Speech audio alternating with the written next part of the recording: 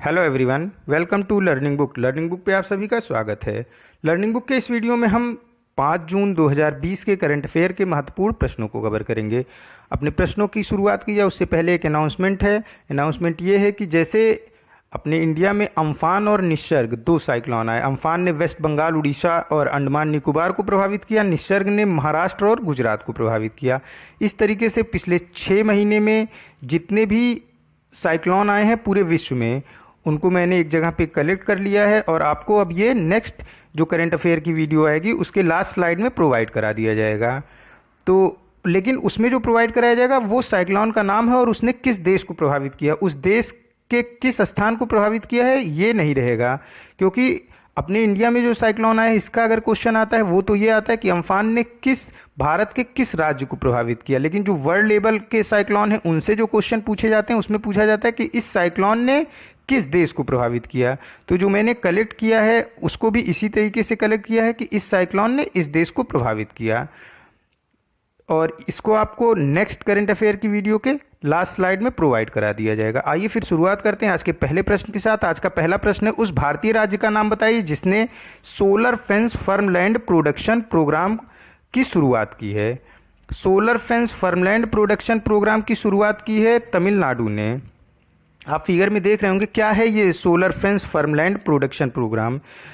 कोई फर्म है, कोई खेती की जगह है जहाँ पे किसान खेती करता है, तो उसको नुकसान होता है जानवरों से, उसकी खेती को जाके जानवर नुकसान पहुंचाते हैं। इसको देखते हुए तमिलनाडु सरकार ने क्या किया कि फार्मलैंड को एक योजना चलाई है जिसमें किसानों को सब्सिडी दी जाएगी कि वो अपने फार्मलैंड, अपने खेती के स्थान को चारों तरफ से कवर कर लें। आप देख रहे होंगे कि जो ग्रीन कलर का है ये चारों तरफ से कवर है और साथ में इसके रूफ पे सोलर पैनल लगा दिया गया है। ये सोलर पैनल बिजली का उत्पादन करेंगे और फिर क्या होगा कि इसी बिजली से ये चारों तरफ से कवर रहेगा। अगर कोई जानवर इसको टच करता है, इसके जो फार्मलैंड है, इसकी खेती की जगह है, नुकसान पहुंचाने की कोशिश करता है तो ये बिजली के तार जो लगे होंगे इसके चारों साइड में वो उसको झटका देंगे। झटका इतना होगा कि वो वहां से भग जाए सिर्फ, और जानवर को कोई नुकसान भी ना हो और साथ ही साथ खेत को भी कोई नुकसान ना हो। और जो सरप्लस बिजली इस प्रोडक्शन से बचेगी, यानी इस सोलर पैनल से जो सरप्लस बिजली बचेगी, चारों तरफ सुरक्षा के बाद जो बिजली बच जाएगी उसको तमिलनाडु गवर्नमेंट इन किसानों से खरीद लेगी। यही है सोलर फेंस फर्मलैंड प्रोडक्शन प्रोग्राम। इसे शुरुआत किया है तमिलनाडु की सरकार ने। तमिलनाडु की कैपिटल चेन्नई है। यहाँ के मुख्यमंत्री एडापडी पलनीस्वामी हैं और तमिलनाडु में एक प्रमुख ज्योतिर्लिंग है भगवान शिव का रामेश्वरम, ये तमिलनाडु में स्थित है। ऊटी टूरिस्ट प्लेस है, ये भी आपके तमिलनाडु में है। मीनाक्षी टेम्पल मदुरई में है जो कि जिसका निर्माण द्रविड़ शैली में हुआ है। नेक्स्ट क्वेश्चन है, वित्त मंत्री निर्मला सीतारमण ने हाल ही में आधार आधारित ई-केवाईसी के माध्यम से पैन की तत्काल आवंटन सुविधा शुरू की है। पैन में कितने अंक होते हैं?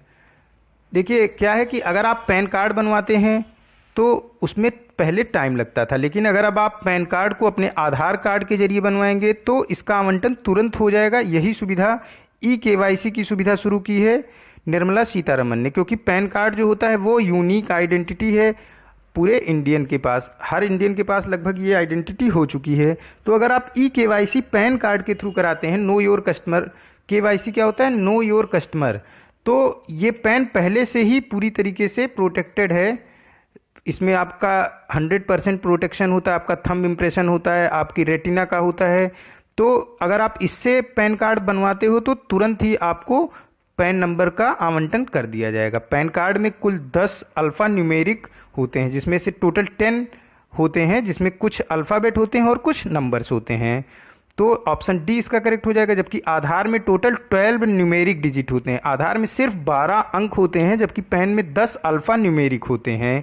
निर्मला सीतारमण हमारी वित्त मंत्री हैं जिन्होंने इस ई-केवाईसी आधारित पैन कार्ड की शुरुआत की है और ये भारत की पहली महिला वित्त मंत्री हैं। निर्मला सीतारमण ही भारत की पहली फुल टाइम रक्षा मंत्री भी रही हैं। फुल टाइम वर्ड इसलिए यूज किया जाता है क्योंकि रक्षा मंत्री जो है इंदिरा गांधी भी थी, लेकिन वो प्रधानमंत्री होते हुए उन्होंने रक्षा मंत्रालय को अपने अधीन रखा था।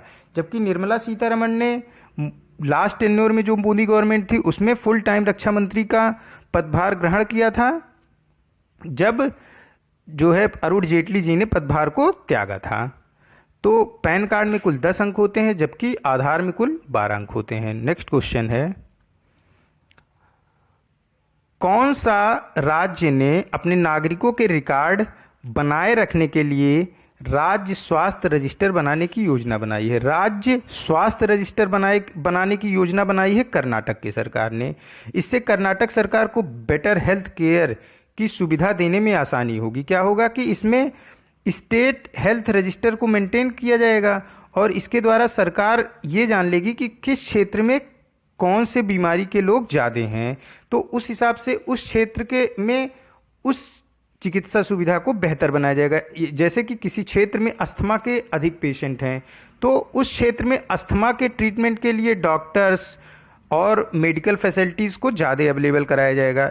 इसी के लिए कर्नाटक सरकार ने बेटर हेल्थ प्रोवाइड कराने के लिए राज्य स्वास्थ्य रजिस्टर बनाने की योजना बनाई है। इसको मेंटेन करने के लिए सरकार ने एक टीम का गठन किया है, जिसमें कौन कौन, प्राथमिक स्वास्थ्य केंद्र के अधिकारी, राजस्व अधिकारी और शिक्षा विभाग के कर्मचारी के साथ आशा लोग होंगी जो इस रजिस्टर को मेंटेन करेंगी।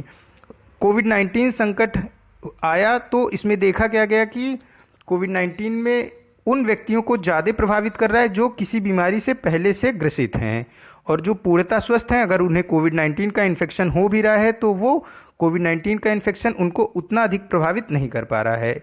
इसी को ध्यान में रखते हुए कर्नाटक सरकार बेहतर स्वास्थ्य सेवा पर तत्काल ध्यान देने की आवश्यकता को देखते हुए ऐसा निर्णय लिया है कि अब कर्नाटक में राज्य स्वास्थ्य रजिस्टर बनाने की योजना बनाई है कर्नाटक सरकार ने ही आपदा मित्र नाम का एक ऐप लॉन्च किया था, जिसमें 14410 पे कॉल करके कोई भी अपने स्वास्थ्य संबंधी जानकारी ले सकता है।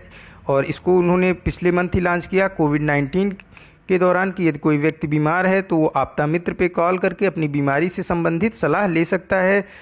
एनआईटी कर्नाटका ने जीरो कॉव नाम का एक डिसइंफेक्टेंट चैम्बर लॉन्च किया, जिसमें कि अपना बेल्ट, पर्स ये सब रख के उसको पूरी तरीके से डिसइंफेक्टेंट किया जाता है। एनआईटी कर्नाटका ने इसे लॉन्च किया डिसइंफेक्टेंट चैम्बर को। इसका नाम जीरो कॉव था, ZEROCOV, कोविड से कॉव निकाला गया और इसका नाम जीरो कॉव हुआ।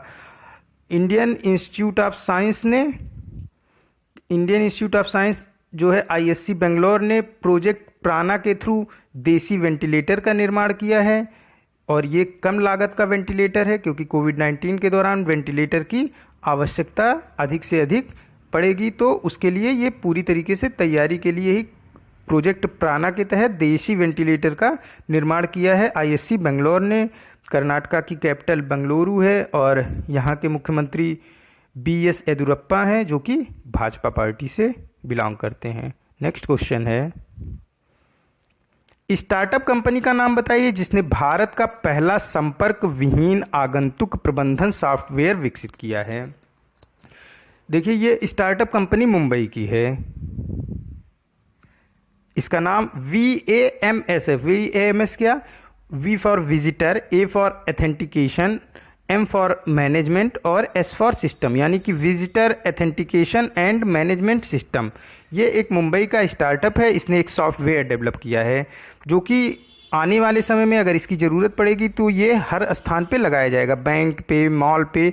इससे क्या है कि देखिए, इसमें 3 फैसिलिटी को प्रोवाइड कराया गया। एक तो ये पहले आपके टेम्परेचर को चेक कर लेगा। जैसे ही आप कहीं पे आगंतुक हो, कहीं के बैंक में जा रहे हो या फिर मॉल में जा रहे हो, तो ये बाहर लगा रहेगा। तो ये सबसे पहले बिना टच किए ही आपके टेम्परेचर को चेक कर लेगा। अगर आपका टेम्परेचर रेज होगा, बढ़ा हुआ होगा, तो आपको मॉल या बैंक या भीड़ भाड़ वाले स्थान पे जाने से रोक दिया जाएगा। और फिर दूसरा ये चेक करेगा बिना टच किए आपको कि आपने मास्क पहन के रखा है या नहीं। अगर आपने मास्क पहन के रखा है तो ही फिर ये आपकी एंट्री को अलाउ करेगा। ये पूरे विश्व का अपने आप का पहला कॉन्टेक्टलेस विजिटर मैनेजमेंट सॉफ्टवेयर है। आप फिगर में देख भी रहे होगे, इसको आप जूम करके देखोगे तो पहले में लिखा है ये आपका टेम्परेचर चेक करेगा, दूसरे में ये चेक करेगा कि आपने अपने फेस पे मास्क लगा के रखा है या नहीं लगा के रखा है। और ये दोनों कंडीशन जब फुलफिल होगी, यानी कि आपका टेम्परेचर मिनिमम होगा, कम होगा, और फिर टेम्परेचर रेज नहीं होना चाहिए कि आपको कोविड-19 के इन्फेक्शन की संभावना बने। क्योंकि अभी देख रहे होंगे आप, थर्मल स्कैनिंग की जा रही है। अगर टेम्परेचर रेज होता है तो ही कोविड 19 की संभावना की बात कही जाती है। जरूरी नहीं है कि टेम्परेचर रेज हो तो आपको कोविड 19 ही है, लेकिन फिर भी अगर टेम्परेचर रेज होता है तो ऐसा माना जाता है कोविड 19 होने की संभावना है।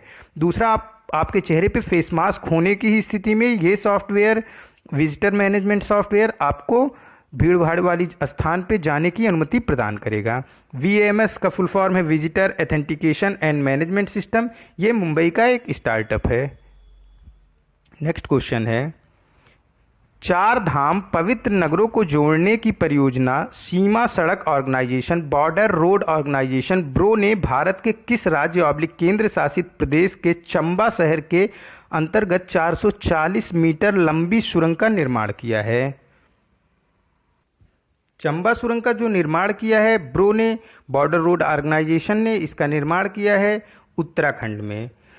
चार धाम, देखिए मेनली चार धाम जो होते हैं, दो चार धाम अपने इंडिया में है, दो चार धाम की आस्था है हमारे वहाँ पे।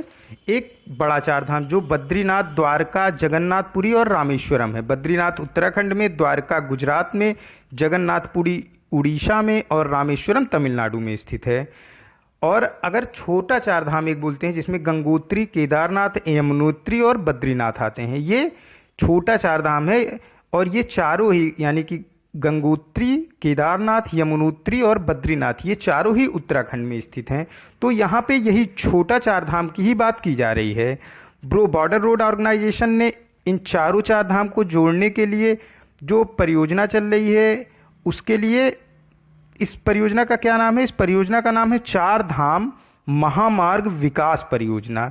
चार धाम महामार्ग विकास परियोजना के अंतर्गत ही बॉर्डर रोड ऑर्गेनाइजेशन ने चंबा शहर में 440 मीटर लंबी सुरंग का निर्माण किया है और ये चंबा शहर उत्तराखंड का है।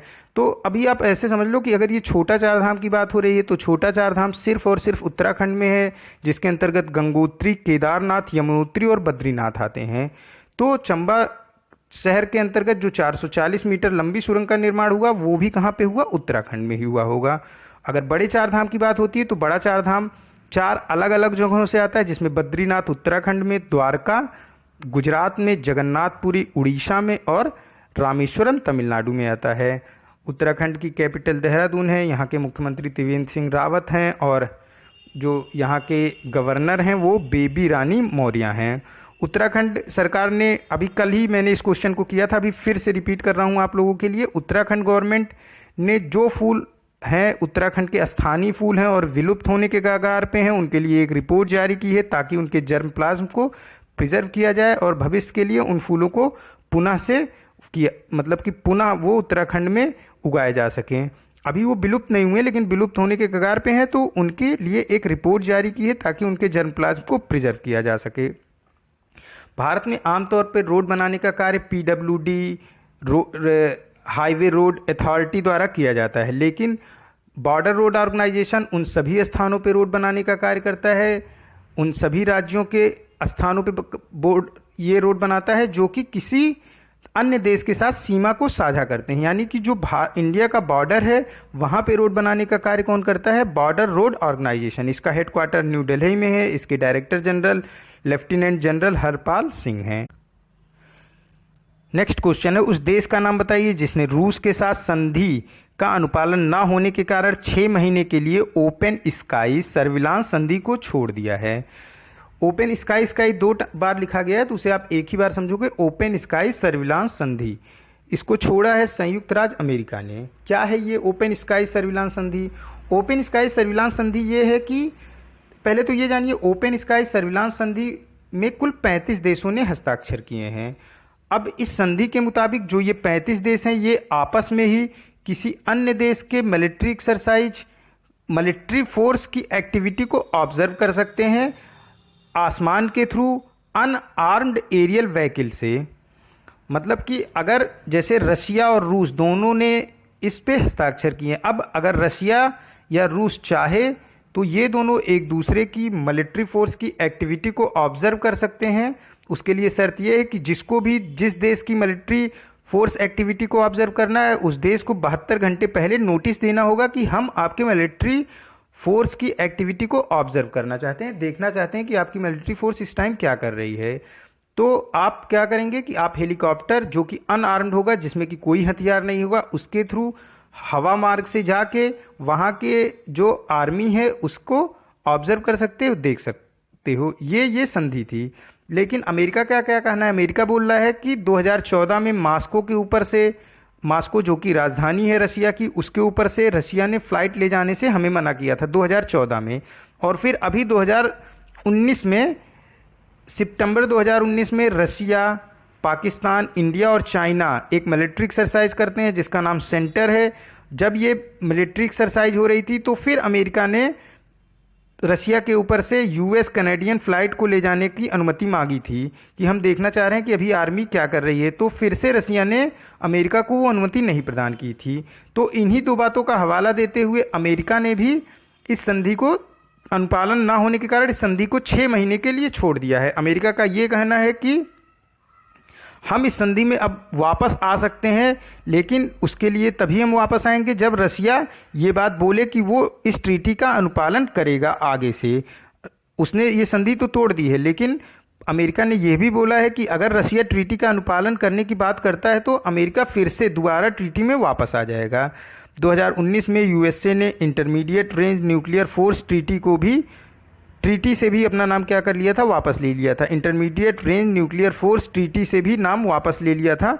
और उस टाइम भी अमेरिका ने रशिया का ही बहाना बताया था कि ये intermediate range nuclear force treaty का सही से अनुपालन नहीं कर रहे हैं, इसीलिए हम अपना नाम वापस ले रहे हैं। रशिया की राजधानी मॉस्को है, यहाँ की करेंसी रूबेल है और यहाँ के प्रेसिडेंट व्लादिमीर पुतिन हैं। जबकि यूएसए की राजधानी वाशिंगटन डीसी है और यहाँ की करेंसी डॉलर है और यहाँ के प्रेसिडेंट डोनाल्ड ट्रंप हैं। नेक्स्ट क्वेश्चन है, उस कंपनी का नाम बताइए जिसने हाल ही में संशोधित प्रधानमंत्री वया वंदन योजना पेंशन योजना की शुरुआत की है। क्या है प्रधानमंत्री वया वंदन पेंशन योजना? ये योजना 60 साल के ऊपर के व्यक्तियों के लिए है जो सीनियर सिटीजन हो चुके हैं। इस योजना के अंतर्गत कोई भी व्यक्ति, ये योजना शुरू की गई थी मई 2017 में और इस 3 साल के लिए उस समय इसकी शुरुआत की गई थी। यानी 31 मार्च 2020 को जो फाइनेंशियल ईयर खत्म हुआ उसमें ये योजना समाप्त हो रही थी। लेकिन सरकार ने इस योजना को आगे आने वाले 3 साल के लिए और बढ़ा दिया है। यानी अब ये योजना समाप्त होगी 31 मार्च 2023 को। जब ये योजना शुरू की गई थी 2017 में, तो इसके अंतर्गत जो मैक्सिमम लिमिट थी, कोई भी सीनियर सिटीजन 15 लाख रुपए जमा करके हर महीने 10,000 रुपये पेंशन के रूप में ले सकता था अगले 10 सालों तक। और जब उसका 10 साल पूरा हो जाता तो उसे उसके 15 लाख रुपए पूरे के पूरे वापस कर उठते। यानी 10,000 रुपये पेंशन मिलते 15 लाख जमा करने पे, और फिर जब आपका 10 साल पूरा होता तो 15 लाख सीधे सीधे वापस हो जाता। लेकिन ये मैक्सिमम लिमिट है। इस योजना में 1,000 रुपये से लेकर 10,000 रुपये मैक्सिमम पेंशन योजना है। वो आप कितना पैसा जमा कर रहे हो उस पर डिपेंड कर रहा था। इसमें अब क्या है, अब इसमें कुछ परिवर्तन किया गया। 31 मार्च 2020 को ये स्कीम खत्म हुई, लेकिन सरकार ने इस स्कीम को 3 साल आगे बढ़ाया, लेकिन जो इस पे इंटरेस्ट गवर्नमेंट दे रही थी उसको कम कर दी। यानी जो पहले मैक्सिमम पेंशन मिल रही थी वो 10,000 रुपये पर मंथ थी। अब जो मैक्सिमम पेंशन इस स्कीम के थ्रू मिलेगी ये 9,250 रुपये मिलेगी 10 सालों के लिए। और सारी कंडीशन सेम है, सिर्फ इस पे इंटरेस्ट रेट को कम कर दिया गया है। और इसमें 1,000 रुपये से लेके जो है 9,250 रुपये तक की पेंशन अब मिलेगी, जो प्रेजेंट टाइम में जो स्कीम परिवर्तित होने के बाद हुई है। और इसे लागू कर रहा है LIC, भारतीय जीवन बीमा निगम के थ्रू इस स्कीम को गवर्नमेंट बेच रही है। LIC का हेडक्वार्टर मुंबई महाराष्ट्र में है और इसके चेयरमैन MR कुमार हैं। नेक्स्ट क्वेश्चन है, उस भारतीय बैंक का नाम बताइए जिसने ग्राहकों को खुदरा वित्त पोषण योजना की पेशकश करने के लिए मारुति सुजुकी के साथ भागीदारी की है। मारुति सुजुकी और ICICI बैंक ने एक समझौता किया है जिसके अंतर्गत कस्टमर को आसान किस्तों में लोन प्रोवाइड कराया जाएगा। अगर कोई कस्टमर मारुति की कार को खरीदना चाह रहा है तो ICICI बैंक मारुति की कार खरीदने पे कस्टमरों को आसान किस्तों में लोन प्रोवाइड करा रही है। क्या है कि अभी जो हमारे यहाँ का इंडिया का कार सेक्टर क्या पूरी की पूरी इकोनॉमी ही इस समय आर्थिक मंदी के दौर से गुजर रही है, और इसी इकोनॉमी में कार सेक्टर भी आर्थिक मंदी की दौर से गुजर रहा है। तो इससे उभरने के लिए मारुति ने अपनी कारों को बेचने के लिए आकर्षक स्कीम लॉन्च की है, जिसमें कम ईएमआई के थ्रू जो है कोई खरीद सकता है मारुति सुजुकी की कार को। और इसमें मारुति सुजुकी ने जो समझौता किया है वो किया है आईसीआईसीआई बैंक के साथ। मारुति सुजुकी के चेयरमैन रविंद्र चंद्र भार्गव हैं और इसका हेडक्वार्टर न्यू दिल्ली में है। आईसीआईसीआई के एमडी और सीईओ संदीप बख्शी हैं और इसका हेडक्वार्टर मुंबई महाराष्ट्र में है। नेक्स्ट क्वेश्चन है, आरईसी लिमिटेड ने हाल ही में नई दिल्ली के सफदरजंग अस्पताल में चिकित्सा कर्मचारियों को पौष्टिक भोजन प्रदान करने के लिए ताज सेट्स के साथ भागीदारी की। ग्रामीण विद्युत निगम रूरल इलेक्ट्रिफिकेशन कॉरपोरेशन का मुख्यालय कहाँ स्थित है? रूरल इलेक्ट्रिफिकेशन कॉरपोरेशन का मुख्यालय कहाँ स्थित है? ये स्थित है नई दिल्ली में। और इसने समझौता किया है किसके साथ? इसने समझौता किया है ताज सेट्स। ताज सेट्स क्या है? ताज सेट्स की जो पेरेंट कंपनी है ये टाटा एंड सन इसकी पेरेंट कंपनी है। ताज सेट फ्लाइट में भोजन प्रोवाइड कराने वाली उत्कृष्ट कंपनियों में से एक है। और इसी ताज सेट ने रूरल इलेक्ट्रिफिकेशन कॉरपोरेशन के साथ एक समझौता किया है, जिसके तहत ये लोग सफदरजंग हॉस्पिटल के चिकित्सा कर्मचारियों को पौष्टिक भोजन प्रोवाइड कराएंगे। और इस समय जो सफदरजंग अस्पताल है वो कोविड-19 का एक बहुत बड़ा सेंटर है पूरे देश के लिए। और आरईसी का मुख्यालय स्थित है आरईसी का मुख्यालय स्थित है नई दिल्ली में और ताज सेट्स का मुख्यालय स्थित है मुंबई में। ताज सेट्स की parent company Tata and sons है और ताज सेट फ्लाइट में भोजन प्रोवाइड करने वाली एक उत्कृष्ट कंपनी है।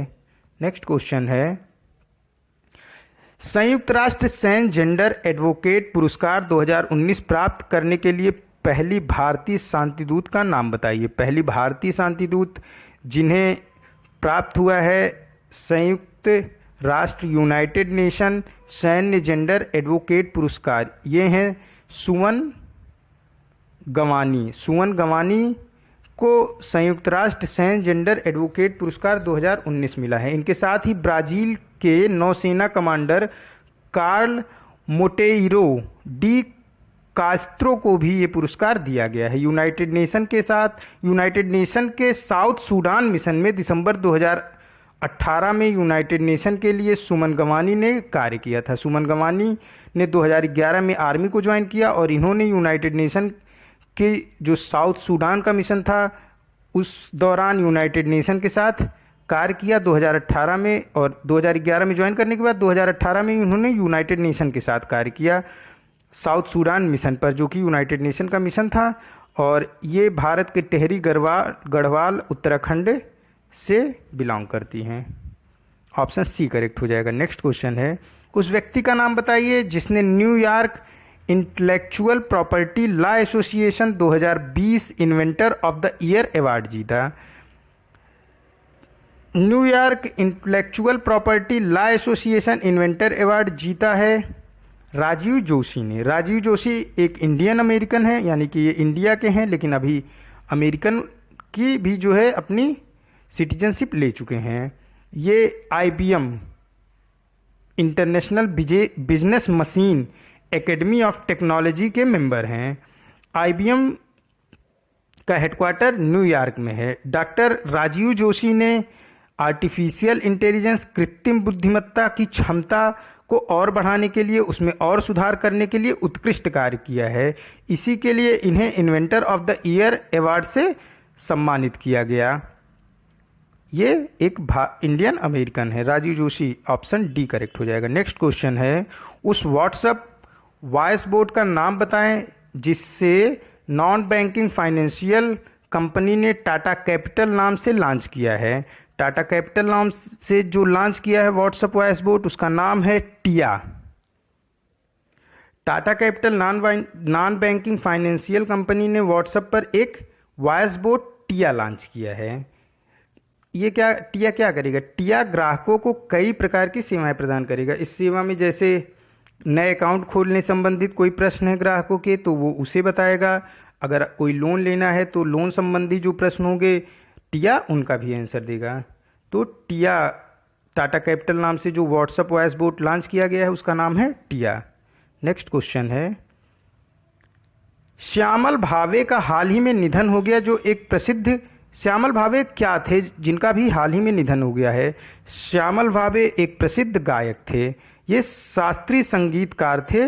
इनका 76 वर्ष की आयु में बेंगलुरु में निधन हुआ है और ये बेंगलुरु के थे भी। इन्हें कर्नाटकीय शास्त्रीय संगीत के साथ साथ हिंदुस्तान के भी शास्त्रीय संगीत का भरपूर ज्ञान था।